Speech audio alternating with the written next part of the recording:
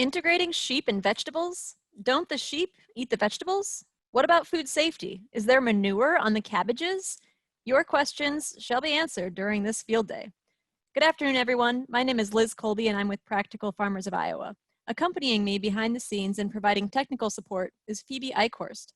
We will shortly be broadcasting live with the crew at Sundog Farm and Local Harvest CSA in Solon, Iowa.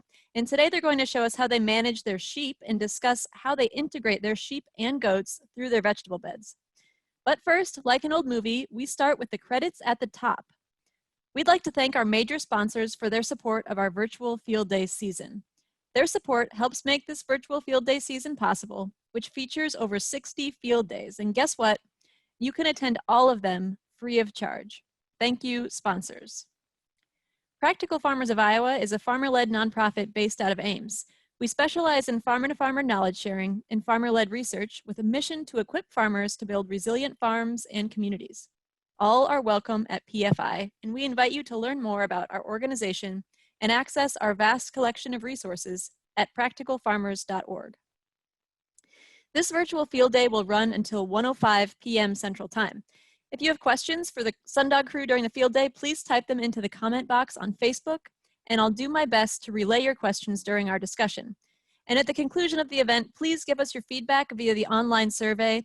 We'll post that link in the comment box. Virtual events are new to us this year, and we'll be doing them through the winter still. And so with your help, we'd love to continue to learn and improve so that we can deliver better content in the future. Okay. Phoebe, let's go live to Carmen, Maja, Carlos, Helena, and Angel. I think we'll start there we go with Carmen and Maja. Good to see you, and I know you have a ton to share with us, so I'm going to turn it over to you. Hello. Hello, everyone. We will do our introductions on a rolling basis, and so I'm Carmen. And I'm Maja. And we're broadcasting live from the field. Yeah, so we're super excited to welcome you to our Brassica field. This is where we have our goats are currently cleaning up broccoli, cabbage that we're no longer picking. And we're going to talk a little bit more about that in a second. We wanted to start by just talking a little bit about the background, the farm as a whole. I bought this farm and community-supported agriculture business 5 years ago from a retiring farmer. So this is actually the 25th year of our CSA, which is very exciting. This farm,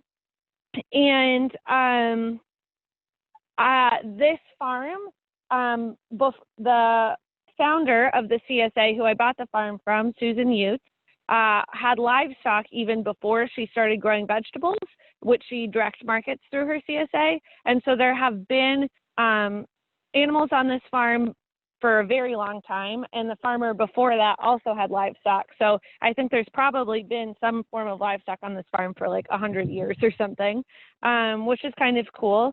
And so when I took over the CSA, I had worked for Susan for both of us had, for several years before I bought the farm and business. But mostly I had worked on the vegetable side of things. And so I think I was most intimidated by the flock of 30 sheep that I also got with the farm. And we talked about if I actually wanted to continue with the livestock since I was most experienced and comfortable with the vegetables.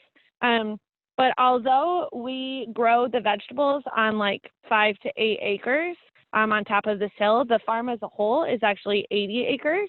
And it is very hilly mostly. And so the decision to keep the sheep was a little bit in part of it being the safest way to manage all of that pasture, and to manage it in a way that I felt really good about. And so it was a little bit exciting in the early years, learning as we went along with the sheep operation. And when we first started, we were selling our lambs mostly as weaned lambs at the livestock auction. And since then have started direct marketing directly, whole and half lambs directly to our CSA customers, and have been growing that enterprise as Maja has joined me, my sister, full-time on the farm, as well as the other folks you'll meet here in a minute. So Maja's going to talk a little bit more about what the sheep and also the goats look like now. So our flock of sheep, we have a flock of ewes that are mostly a Suffolk Dorset cross, which is a meat sheep, but they do grow wool that needs to be sheared yearly. And we breed them every year, and we lamb in February, which is strategic because it's before we're like really getting going with a lot of the stuff in the greenhouse for the vegetables for the CSA. So we lamb in February, and then the system we have been moving towards is rotationally grazing and pasture finishing our lambs and then direct marketing them to mostly our CSA customers. And through this process, we've learned a lot since we first started a few years ago. And then this year, we like really took a huge jump, and we like grew the number of breeding ewes that we had, so we had more lambs. And we were really able to do this expansion because of a grant that we received. We applied for this grant through Victoria's Secret Pink, and through that we were able to buy a utility vehicle, a lot more rolls of electric fencing, more Energizers, and really increase our capacity to rotate our lambs at the speed that they need in order to keep growing. And this was also made possible by having some opportunities to graze off of our own farm, just in our neighborhood, and that's been really, really awesome. And I wanted to add that this is a direction that we have been planning to move in, to be able to move faster and have more fence so that we can graze more areas. But we were buying fence every year as we were financially able to, and so the grant just really allowed us to pick that up, and also some opportunities to connect with other young women around farming and particularly livestock farming. So, and it was also made possible. Go ahead. Yes? Go ahead, Maja. Oh, it was also made possible by the rest of the crew, which you'll meet in this field day, being really awesome and really stepping it up with being interested in the fencing and the livestock as well as the vegetables. So I know that you might get to some of this, but there's questions about which type of electric fence you like the most and you use the most, and also how much fence do you have now, and what did you have, and what do you have now that you feel like is more functional for feet? Yeah, these are great questions, and I think we're going to have a whole equipment part. So I think that we'll get to that, and then hopefully if folks have additional questions there, we'll answer them. And I just wanted to add, we also very early on were able to buy 7 rolls of fencing, of used fencing from another PFI farmer, and that really like sort of launched us off in collecting fencing. Mm-hmm. And so shout out to that network. So I think we're going to jump over to Helena and Angel to introduce themselves right now and for a brief overview, and then we'll jump back here to talk about equipment. Sounds great. Phoebe, take us over to Angel and Helena. Great. Hey, and you guys are on mute, so go ahead and unmute yourself. There you go. Perfect. Hi, I'm Helena. Hi, I'm Angel. Welcome to the windy area of the field day. Sorry about the wind, but hopefully the view going forward will make up for it. So we just kind of wanted to zoom out for a moment and talk about big picture, how small ruminants, so our lambs, our sheep, our goats fit into our farm. As Carmen mentioned at the top of the video, they're a setup crew. They clean up crops that we are done with, and cover crops as well. And while they are, grazing on the cover crops or cleaning up crops that we're done with, they are living and breathing and eating and, of course, pooping as well. So they're spreading their own manure while they're managing those crops for us. And then, that helps us terminate the cover crop, or it makes it easier for us to mow down crops like the broccoli, the cabbage that we are done with. And then we also keep sheep and the goats in our barn in straw bedding over the winter for the lambing season. And so again, while they're in there, they're also producing manure, which is a really high quality ingredient for our compost. We end up scooping out that manure from the barn, putting it in our compost pile, and then using it for years to come. We spread that compost over our fields as well. So that's kind of how the ruminants are fitting into our farm right now. And I think we can take it over to Back to the cover crop field. back to the cover crop field. Yeah. All right, Phoebe, Hello. take us back to Maja. All right, we got you. Hello. So we have already been standing in front of the goats, but I just wanted to talk about it a little bit. This was our summer broccoli, cabbage, and kohlrabi field. And it does look like a lot of weeds right now, but as the crops expired, we waited until we were done harvesting everything in this field, and then we set up electric fencing to move our goats into it. And so the goats are eating both the weeds and the brassicas. Did you have any? And we Did you do have any? try to graze and terminate everything before the weeds go to seed. Okay, and did you have any like ground cover down on those crops, or were they just in the soil? These were all transplanted directly into the soil in rows that we cultivated with our cultivating tractor. So no black plastic or landscape fabric or anything in there?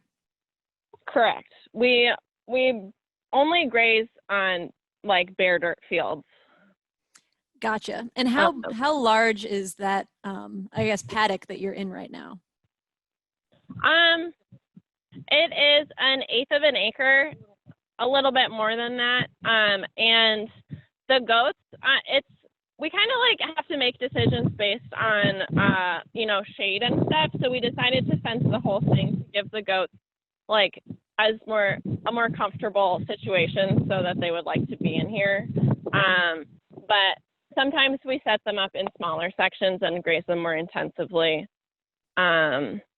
as we go. Yeah. And do you have water that you move along with them? Or is that in the infrastructure section? It's a good question. We always bring water to every group of animals wherever we move them. With the goats, we just have 5 goats in here, so we just use a 5-gallon bucket. And again, with everything, including buckets, like all of our buckets that are for our livestock are only for livestock. And then we have separate buckets that are food safe for vegetables. So we're never intermingling livestock and vegetable items. And we wear different shoes and stuff too. Okay, great. So now I'm going to take you over to Carlos, who is in our summer cover crop. And here's the microphone. Thank you. We should be switching to a video soon. Yeah. Yep, Phoebe, let's. Hi, I'm Carlos from Sundog Farm. We should be switching to my cover crop video. All right, Phoebe, take us to the seeding video.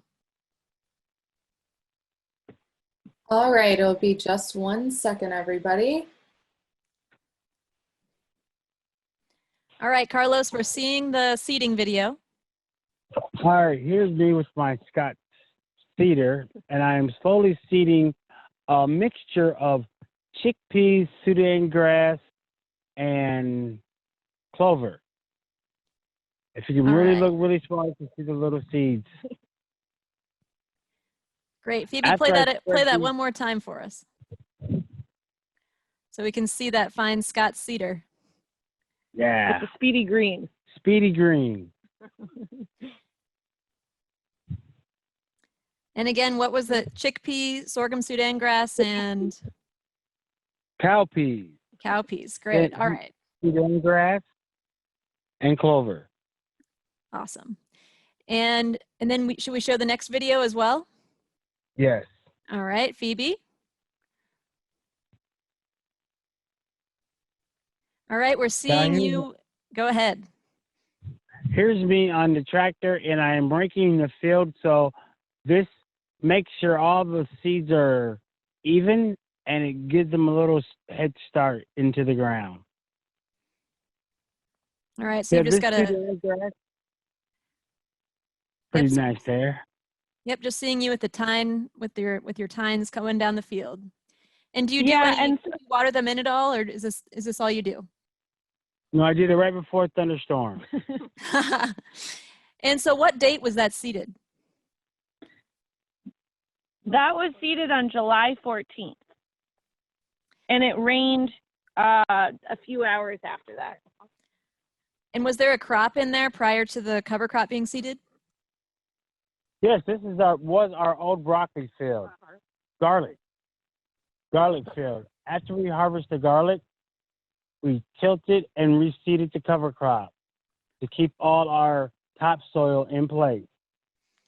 Okay, so you took the garlic out and then turned it around quick into that cover crop a few days later, and let's see, a month hardly on, it looks amazing. So what happens next there? Flavor.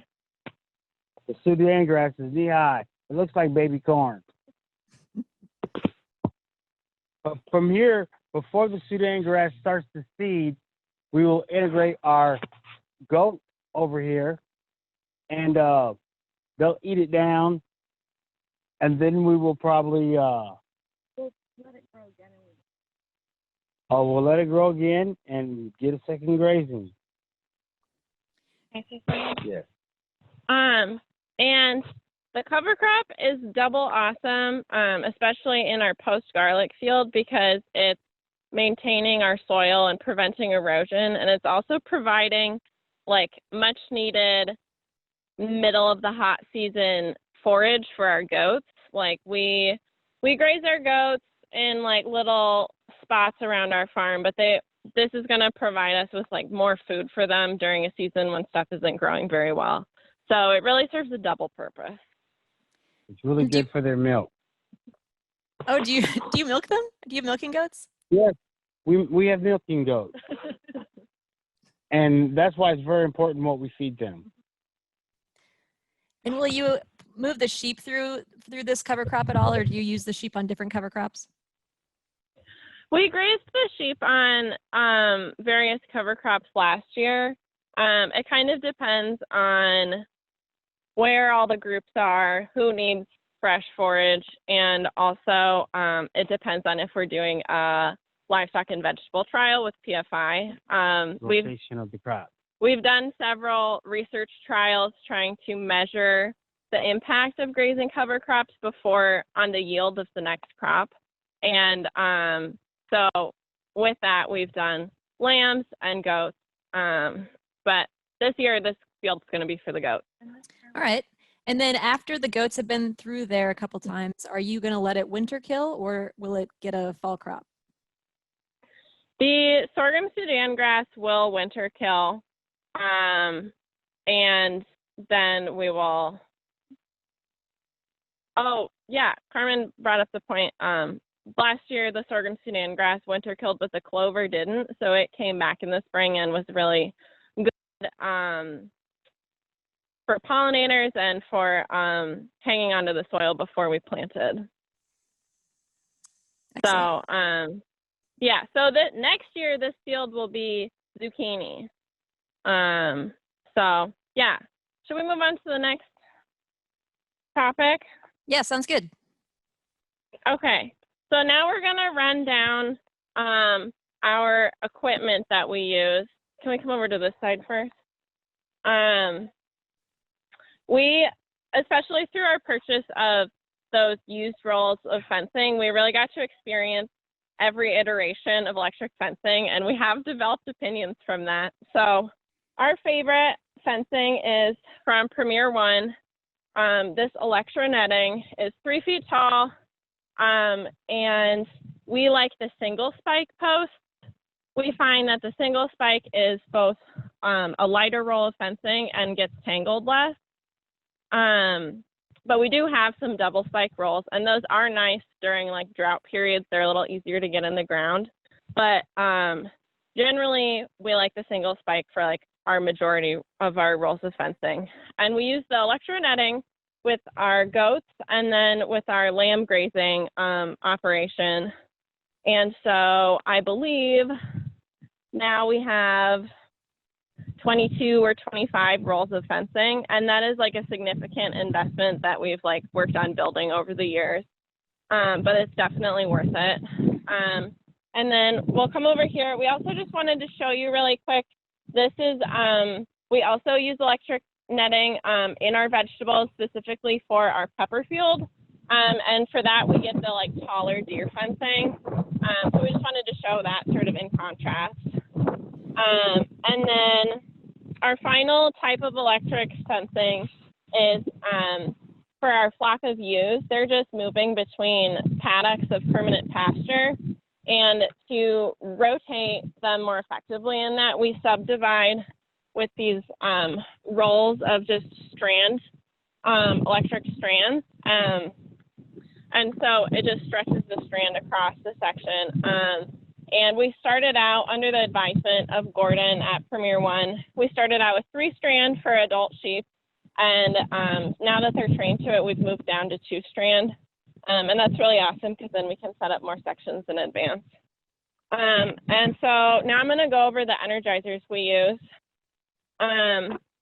We have one of these brown, more Suitcase solar energizers. And this is the first one we got, and it's like proven to be really durable. It hasn't broken down much over the years, and we've always been able to get it fixed. But it's really heavy and it's hard to move like by yourself reliably. So we've also moved to this other type of solar energizer from Premier One called the IntelliShock. And we have both the IntelliShock 30 and the IntelliShock 60, which are just like different amperage. And they're really nice because they're easy to transport. You know, they charge by the sun. Sometimes you have to troubleshoot them, but you have to troubleshoot everything. And we really like also to use these fence testers. Before we had these, we were the fence testers, and we didn't like that. So this just, it's like a remote, and that's really great. And we mostly use just like black rubber tanks to distribute water to all of our groups of animals. And we can actually switch to, not yet. Okay. And finally, with our lambs, we are going to supplement them with some grain while they're still rotating on pasture. As we come up to they're getting pretty big, and we have some butcher dates in September, which is another like key point in our scheduling. We are lucky enough to have some butcher dates with a local locker, but they are booked year in and year out during deer season. So it's strategic for us to have lambs finished in September before deer season starts, because that's when the butcher dates are available. So I just want to show you, we just got these. It's called a porta trough. And this is what we're going to use to grain feed our lambs in the field.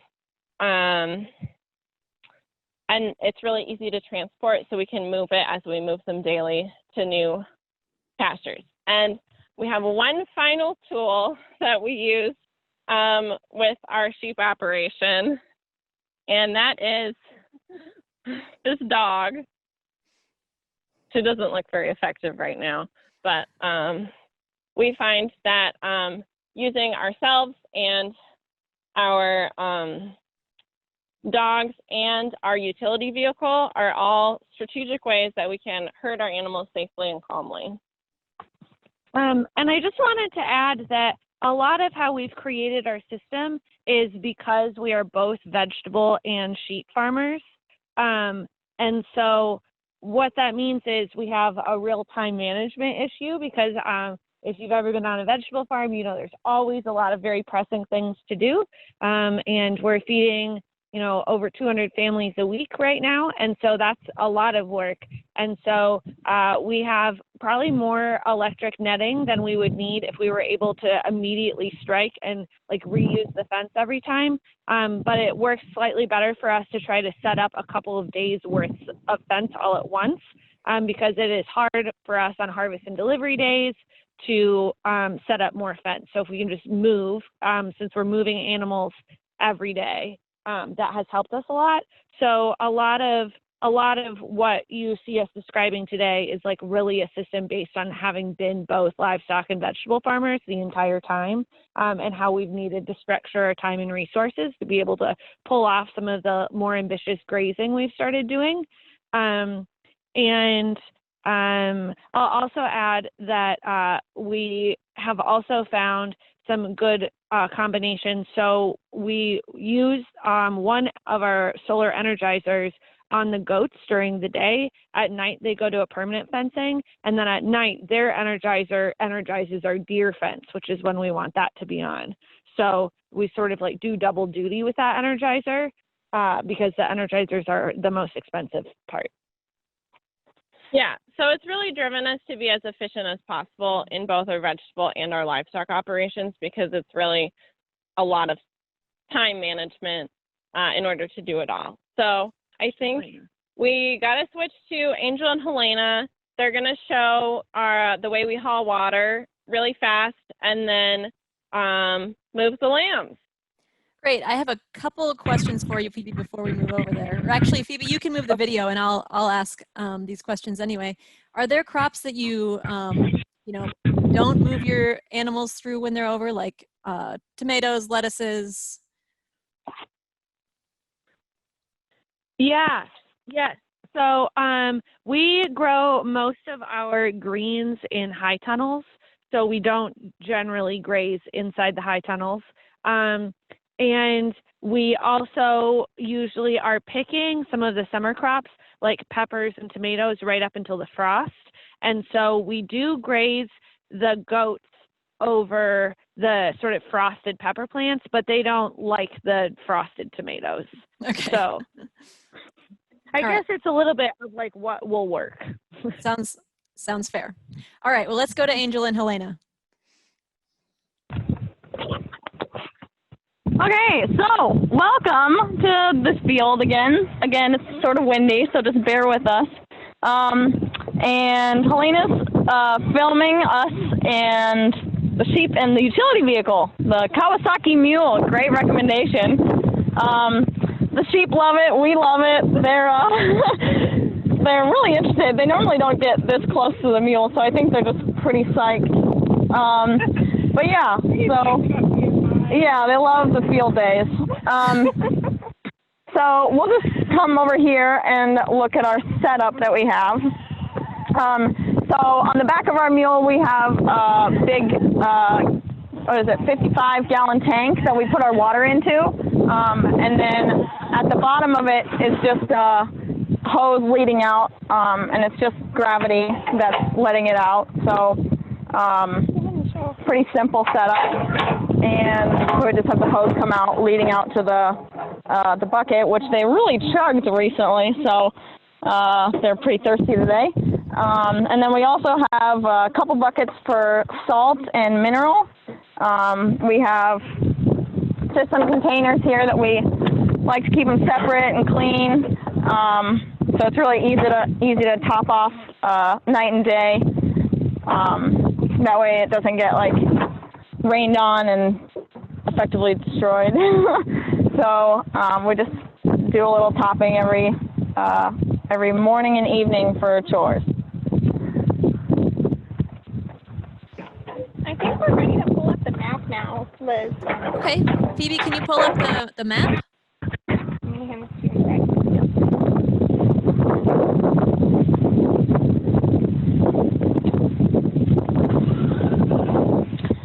Okay, so Phoebe, can you zoom in on that a little bit?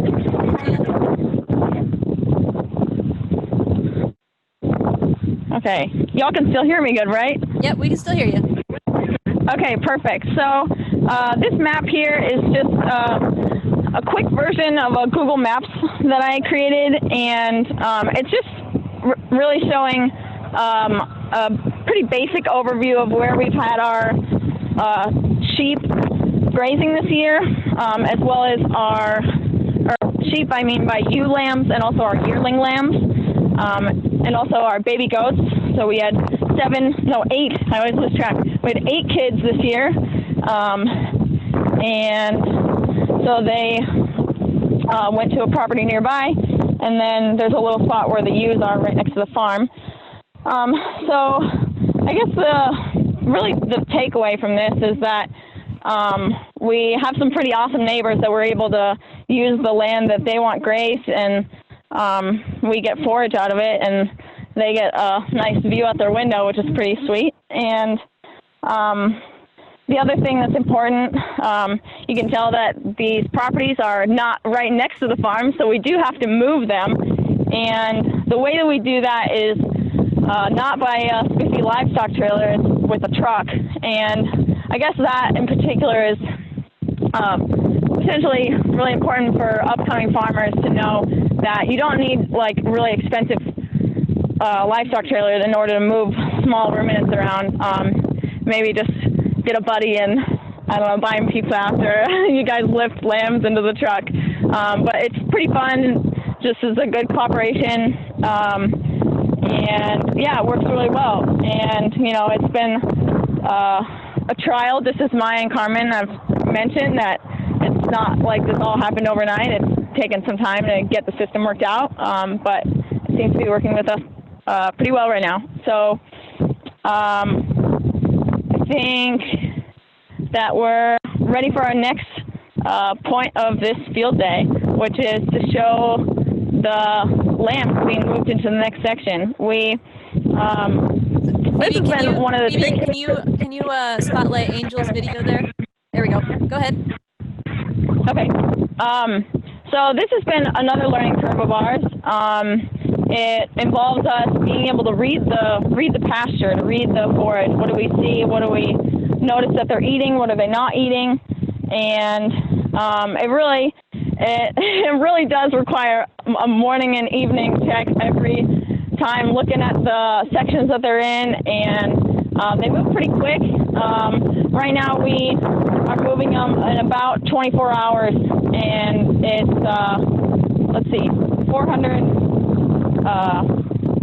480 feet of fencing that they're in. There's 360-foot long fencing, so they can kind of blaze through a paddock pretty quick. Pretty hungry. So yeah, it's just requiring us to be pretty intentional, which I think is really for the best, and to see what is good for them and what they don't like. And yeah, so shall we move them, Helena? Let's do it. We're going to unmute this so that Carmen and Maja can talk through what we're doing while our video is on. Sounds good. All right, Carmen and Maja, Angel and Helena are on mute, so you are up to share what they're doing. All right, so looks like they set up the camera right next to where they're going to take the electric fence down, and we try to strategically design our netting section so there's an easy place to take it down and move them. And this is a great example of the lambs really like to move, and so they recognize as soon as they're taking down the fence, they move. They get really excited. So it's pretty easy, and this was not always the case when we started working with them right after weaning. It was much more difficult, but that was in late May, and so since then, you know, we've been moving them every day. They're very accustomed to it. You can see some of them were very friendly at the beginning of this, and part of that is like we've handled them a lot. We move them at least once a day, and we have also moved them between farms, so that involves weighing them, picking them up into the truck, and all of that has made them easier to work with, I think. And they really. So how many animals were in that group? It looks like, well, there's 40 lambs over there. It looks like they a couple got forgotten. Yeah. We're following along now. Still thinking about it. There's about 40 lambs there, and we just moved to setting them up in sections sections that are 3 rows of fence in perimeter, which each row of fence is about 160 feet. We, for most of the summer, had been putting them in two row sections, and they've grown enough that they're hungry enough that we just expanded the area that we moved them into so that they will stay in it for a whole day. Okay. And so then we also just wanted to touch on really briefly, they set the fence back up as after the lambs moved by. And we find it's really important to set up the fence in a very taut way. And we like to use our foot to like scoot the post over as much as we can so that the fence is like even and taut in a straight line. And that helps the lambs see it and not get their heads caught in it. And it also keeps it secure so that the things don't fall on it and like cut the electrical circuit. And have you used any NRCS cost share for infrastructure or grazing management? No, we haven't. We have applied and didn't get it. Okay. Something. Yeah, and like I said, like we were able to expand this year because of that other grant we got. Yeah. So I think something I wanted to add is we have found that we sometimes move fences alone, but it's often easier for us to move with 2 people. We like to call it buddy fencing because you can go a little bit faster and get that nice tightness more efficiently with 2 people. So. And the way we do that, one person lays out the fence and then the other person is stretching it tight and putting the posts in.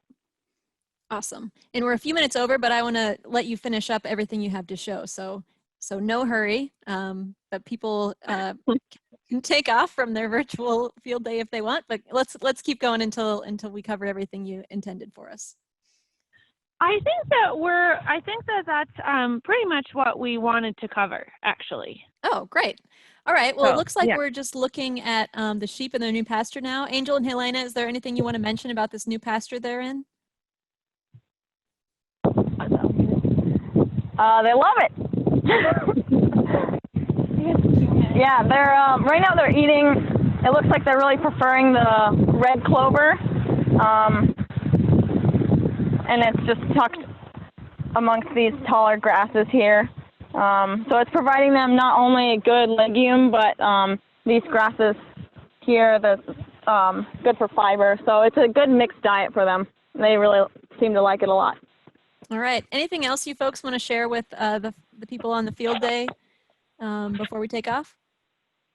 We want to thank everyone for joining us. We know we went pretty rapidly through different topics today, so we appreciate everyone being along for the ride. And if you have other questions about how we do things, feel free to message us at Local Harvest CSA. We're both on Facebook and Instagram. And we really believe that small ruminants are a really good match for vegetable farmers for a lot of reasons. And so we really enjoy spreading that word. Yeah, I think a lot of people are afraid of the logistics and of the food safety implications of having animals, but I think the way you guys do it looks like it works really well and definitely keeps the vegetables and the animals apart, which is the most important thing. Having both pieces. Yeah. Awesome. Well, Phoebe, how about you bring up my closing PowerPoint slides here and we'll get to signing out. We've reached the end of the field day, and all of you on Facebook, thank you so much for attending this live event. If you want to rewatch or share this with your friends, you can find the video of this event and many others on PFI's Facebook page or our YouTube channel and our website. You can also sign up using the link that Phoebe posted in the comment box to receive day of event reminders for all of PFI's virtual field days for the rest of the season. I know I got a reminder yesterday about a bison field day, and I am so happy that I tuned in. It was so cool. And don't worry, we won't use that email address for anything else. Just want to keep you posted about field days. And until next time, Stay healthy, stay hydrated, and enjoy the sunshine out there.